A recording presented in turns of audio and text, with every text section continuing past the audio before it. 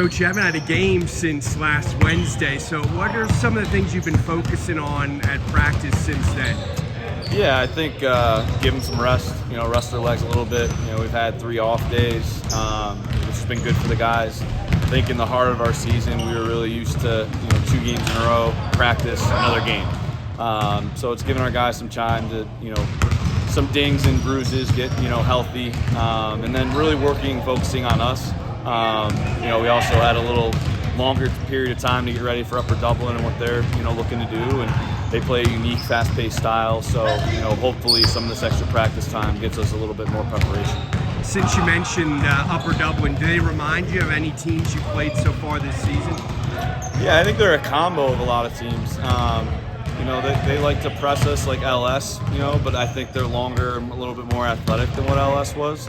From a skill standpoint, I think they're similar to, Wilson in regards to, they've got 5 guys that we got to guard. There's not anybody out there that we can't be locked in on defensively, and they do a really good job of the sets that they run. After the Mechanicsburg game, the kids came back, blew out Muhlenberg, and beat a quality Warwick team. What does it say about this group to come back and play like that? Yeah, I mean, they're a bunch of competitors. I've talked about all year with, the seniors, and, Alex gets us started with that. I think us as a group, it probably helped playing a league opponent in Muhlenberg, and one that we only got to play once, because I think they got really excited for that game.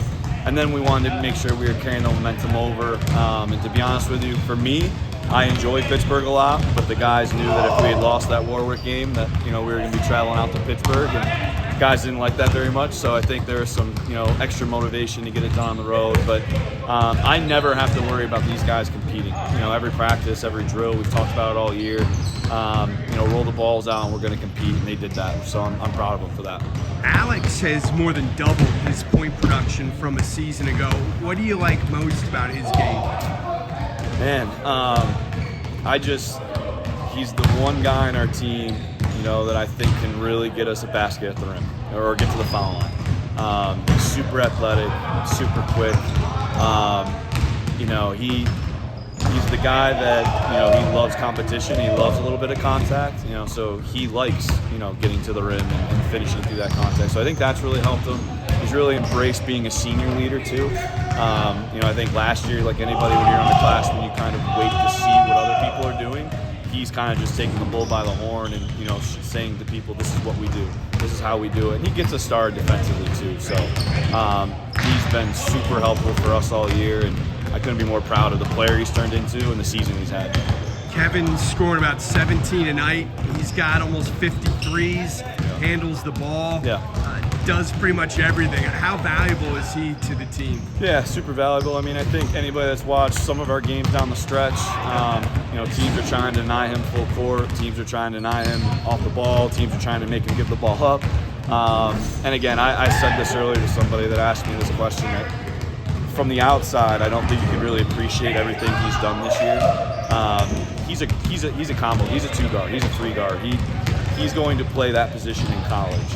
I've asked him, and we have asked him to be a point guard, to distribute the basketball, which he has. He's averaging close to 7 assists, score the most points, 17 per game, and be efficient. And he's shooting close to 50% and over 40 from 3. I mean, I am very impressed with the fact that he's played point guard for 4 months and is one of the best players in Berks County. So I couldn't be more proud of him stepping into that role too. How has the transition gone for you from college hoops to high school basketball? You've got, regular season, county playoffs, district playoffs now under your belt. So you've seen a lot of it. Yeah, it's a lot of fun. I probably didn't know how much basketball is played at the high school level, to be fair. I mean, the regular season is one season, and then this postseason, it seems like we've played a whole nother season almost already. So that's been fun. I love being in the gym. I love practices. That was the biggest adjustment for me. Is in college, you have more of a set. All right, we play Wednesday, Saturday, maybe Tuesday, so your days off. Here, we're playing back-to-back, practice another game. So we didn't get as much practice time early on in the year that I probably would have liked. But moving forward, that's been fun to be in the gym, having the extra prep. But this group's been great. The adjustment has been, really fun for me because all these guys, when they step on the floor, we have football guys, we have baseball guys. Alex is going to St. Joe's. We got some football guys, but when they step on the court, they're basketball players, and they give me their all on the court. So that's what's been really cool for me to see. Last question and most important. You're from upstate New York. I'm a Syracuse grad. Will the Orange get in the tournament? That Clemson game, man. Joe Girard just does them in. They're going to have to win the ACC. So depending on their seeding, they're going to have to win the ACC, but we're used to that. Orange on the bubble. Well, thanks for your time and good luck in States. Appreciate it. Thanks, Paul.